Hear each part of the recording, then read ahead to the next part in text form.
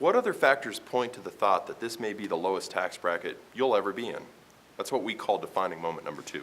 The continual decline in the overall labor force will pose a huge problem.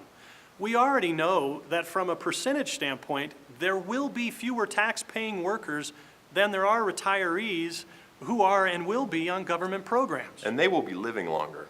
Watch our demographics video. This is a serious issue that virtually no financial planner is discussing with their client. So let's take a look at this. We have a declining workforce in the United States, we have an aging population living longer on government programs, and we have a government that's spending like it's on crack.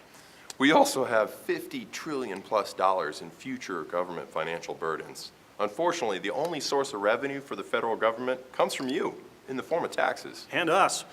From the government standpoint, do you think they are going to lower taxes or raise taxes, increase or decrease government benefits? You may start to put a few things together about your qualified plans here. After all, who owns the pen on those accounts?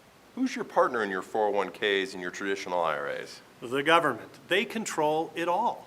When you open your statement on your 401k, how much of that is yours? You have no idea. Do you think the government may be in need in the future?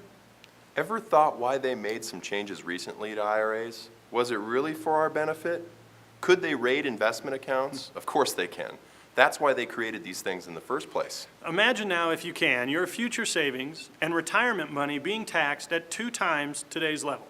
Once again, this is an estimate from the government's accounting office. Look, traditional thinkers and the so-called experts from the government are now telling us that in order to survive in the future, where we will be all living longer, we must save more money now. It's kind of upsetting, isn't it? Save more now so they can control it later. This is why this one bugs us so much. I mean, if given a choice, would you want to receive money now when taxes are the lowest, or later when taxes may be much higher?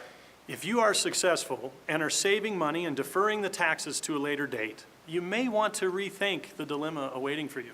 The old adage, you will probably retire to 2/3 of your income, thus being a lower tax bracket, may be floating around in your mind. They might have forgot about inflation, but think about that for a minute. What determines your tax bracket? Your income. So your planner is telling you to work your whole life, save, put it all at risk so you can lower your income to a smaller tax bracket when you finally retire? Sorry, but I've yet to meet a client who plans on drastically reducing their lifestyle at retirement. They typically plan to at the least maintain their lifestyle. For one, they can now travel, play more golf, and spend time with hobbies. If anything, you have more expenses, not less. This concept is pure foolish on its face, but absurd when you take this defining moment to heart. There is one surefire way to accomplish what this advice states, and that is to lose most of your savings and investments. Tell you what, that's easy to accomplish. If that's your planner's strategy, fire them. So finally, do you really want to retire to the least amount of money so you are in the lowest tax bracket, or do you want to maintain your current lifestyle? Maybe even retire to the most amount of money. How then, in an increasing tax environment, demographic changes, and a desire to not have the least amount of money and live a pretty poor lifestyle, does this way of thinking still permeate most plans? If it's your plan, you need a good dose of financial caffeine, and we're just the guys to serve it to you. I'm Jeff. And I'm Kelly. And we're your financial heroes.